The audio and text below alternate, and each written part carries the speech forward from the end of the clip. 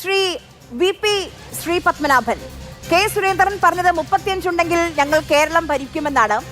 അതോടൊപ്പം അദ്ദേഹം പറഞ്ഞൊരു കാര്യമാണ്, മുസ്ലിം ലീഗ് മന്ത്രിയെ കൊണ്ട് PM ശ്രീ കേരളത്തിൽ നടപ്പാക്കും, ആ സന്തോഷം ഞങ്ങൾക്കുണ്ടാകുമെന്ന്. ഹാപ്പി ആയോ?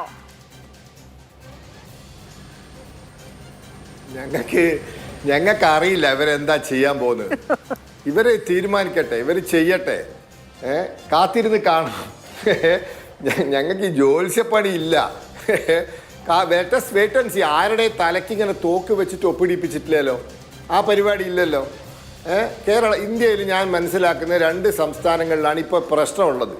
ഒന്ന് തമിഴ്നാട്, അവർ ഈ ഭാഷാ വിഷയമുണ്ട്, 3 ട്രൈ ലാംഗ്വേജ് ത്രിഭാഷാ സമ്പ്രദായമൊക്കെ ആയി ബന്ധപ്പെട്ട് വിഷയങ്ങൾ കാരണം അവർ ഒപ്പിട്ടിട്ടില്ല.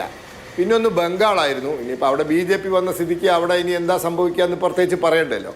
പിന്നെ കേരളത്തിലാണ് ഇപ്പോൾ ഒപ്പിട്ടതിന് ശേഷമാണ് അവർക്ക് CPI-ക്കാർ ബഹളം ഉണ്ടാക്കി. അതാണ് സംഭവം. ഈ പ്രശ്നങ്ങളൊക്കെ ഉണ്ടാക്കിയത് CPI-ൻ്റെ ബഹളമാണ്. കാരണം അവരോട് പറയാതെ, അവരോട് ചോദിക്കാതെ ഇവർ വിമാനം കയറി ഡൽഹിയിൽ പോയി ഒപ്പിട്ടതാണ്. മുന്നണിയിൽ സംസാരിച്ചിട്ടില്ല എന്നാണ് പറയുന്നത്. ആദ്യം സംസാരിച്ചപ്പോൾ CPI എതിർത്തു എന്നാണ് പറയുന്നത്. അപ്പോൾ അതുകൊണ്ടാണ് ഇപ്പോൾ ഈ വിഷയം ഉണ്ടായത്. കാത്തിരുന്ന് കാണാം. ഈ രാജ്യത്ത് ഒരു നയം കൊണ്ടുവന്നതാണ്. ആ നയം എങ്ങനെയാണ് കൊണ്ടുവന്നതെന്ന് എല്ലാവർക്കും അറിയാം. 2020 NEP സർക്കുലേറ്റ് ചെയ്തു, എല്ലാ സംസ്ഥാനത്തിനും സർക്കുലേറ്റ് ചെയ്തു.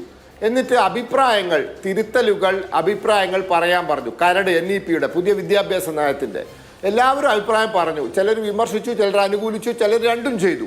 ഇവരുടെ എല്ലാവരും അഭിപ്രായം കേട്ടതിന് ശേഷമാണ് NEP-യുടെ അവസാന നയമുണ്ടായത്. അതിൻ്റെ ഭാഗമാണ് PM ശ്രീ.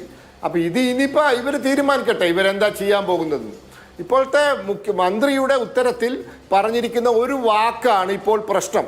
അതായത് therefore the states that do not sign the MEO or withdraw from the scheme stand to miss out these benefits of PM Shri scheme.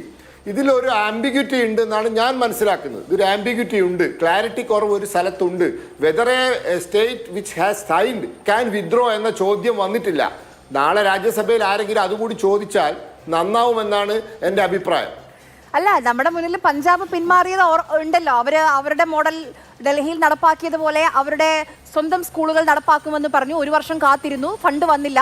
അതുകൊണ്ട് പിന്നീട് വീണ്ടും PM ശ്രീയുടെ ഭാഗമായി അപ്പോൾ ചേർന്നു, പിന്മാറി, വീണ്ടും ചേർന്നു പഞ്ചാബ്. അപ്പോൾ സ്വാഭാവികമായും പിന്മാറാൻ കഴിയുമെന്ന് പഞ്ചാബ് ഒരു ഉദാഹരണമായി എടുത്തൂടെ?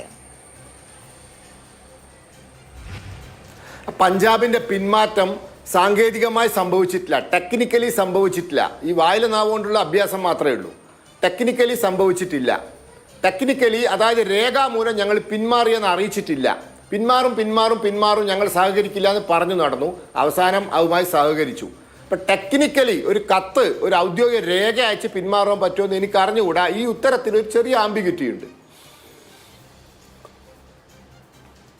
ശരി, ഞാൻ താങ്കളിലേക്ക് തിരിച്ചു വരാം.